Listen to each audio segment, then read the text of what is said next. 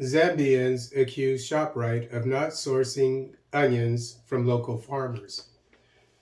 Rwanda, Burundi, Kenya, and Uganda will deploy forces to the DRC.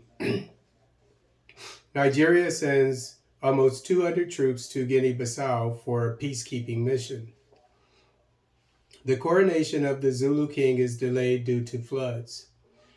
Obasanjo recommends a state police policy to address national insecurity. The Angolan government builds a 200-bed state-of-the-art hospital in a prominent province. How a $120 million ruby left Tanzania. Zambia. Shoprite accused of shunning local onion producers. This article is taken from the Zambian newspaper Lusaka Times. The Zambia National Farmers Union, ZNUF, has accused Shoprite of shunning local onion producers after the giant supermarket reported that there was a countrywide shortage of onions on the local market.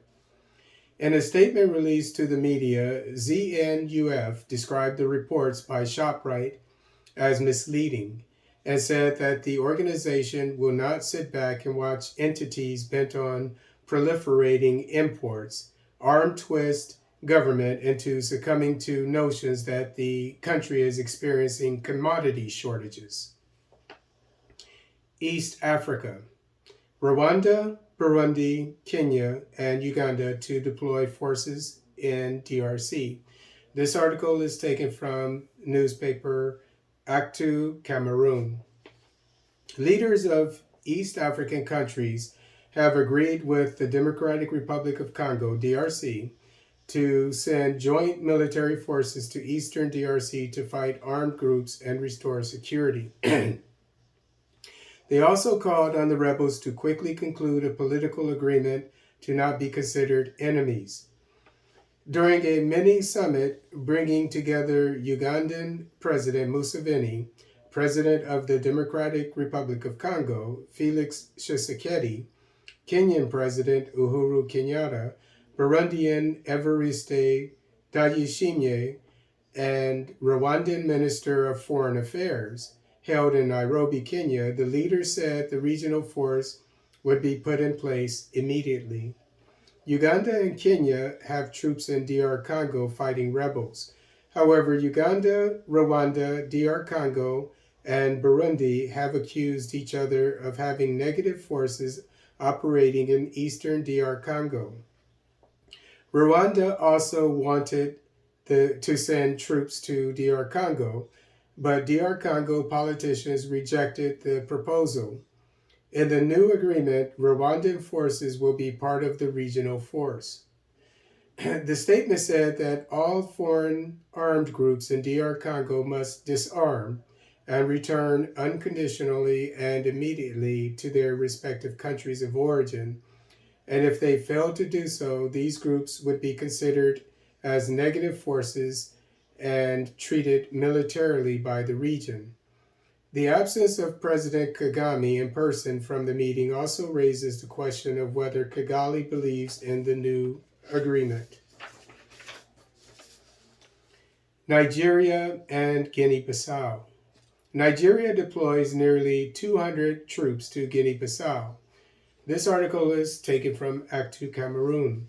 The Federal Republic of Nigeria has announced the deployment of 173 soldiers and officers to Guinea-Bissau. This deployment is part of the peacekeeping mission in the country initiated by ECOWAS earlier this year. Addressing the troops, the Chief of Operations, represented by Major General Zachary Abubakar, warned the contingent to abide by the rules of engagement, show bravery as professionals, and respect the cultural sensitivity of the people of Guinea-Bissau. Abubakar reminded the soldiers of the UN's zero tolerance for drug trafficking and human rights abuses. He also asked them to avoid indecent characters capable of tarnishing the image of the Nigerian military and the nation in general. South Africa. Coronation of Zulu king delayed because of floods. This article is taken from the South African newspaper Times Live. The coronation of Prince Zulu as Zulu king has been postponed. Prince Mangosuthu Buthelezi, the traditional prime minister to the Zulu monarch and nation, said on Friday that in this time of pain and grief after the disastrous floods in the province, which claimed hundreds of lives, Prince Misuzulu expressed his strong conviction that the celebration of his coronation should be postponed.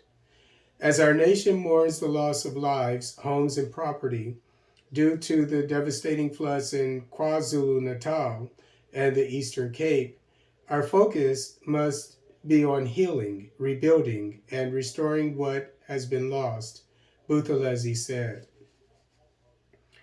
Nigeria.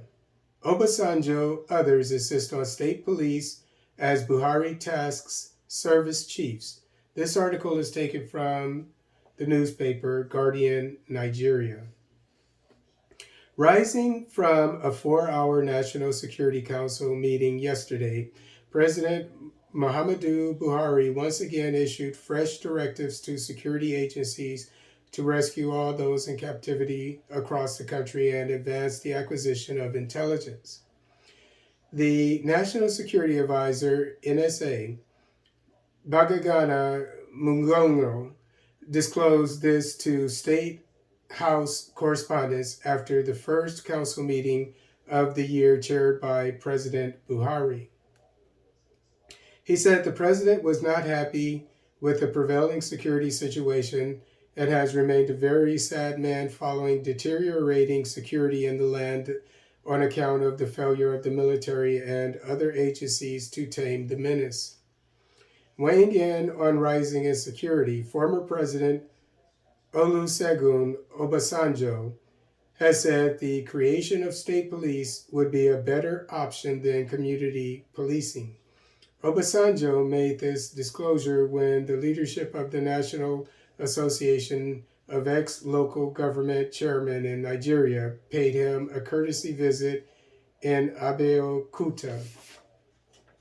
Obasanjo, who commended the initiative behind the formation of the body, said the development clearly showed that some local chairmen were better than even the top elected leaders. Angola.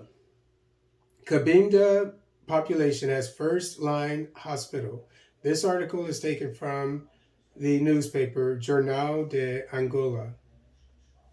The President of the Republic inaugurated this Thursday in the city of Cabinda the general hospital of the city with 200 beds, which offers a diverse range of medical services for local citizens, the country, and residents abroad.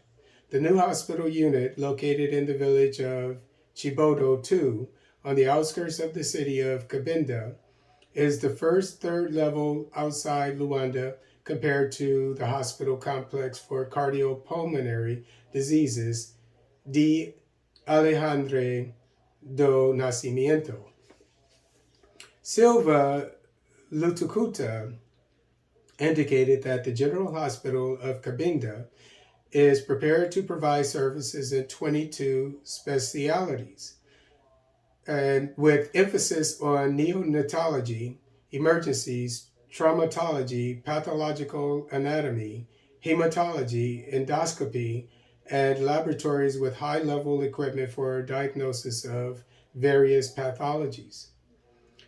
Tanzania, how a $120 million ruby left Tanzania.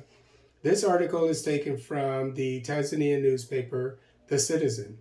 A gold and diamond collection company, which is at the center of the debate regarding a $120 million, 276 billion shilling ruby from Tanzania on Thursday, detailed how the precious stone left the country more than 10 years ago.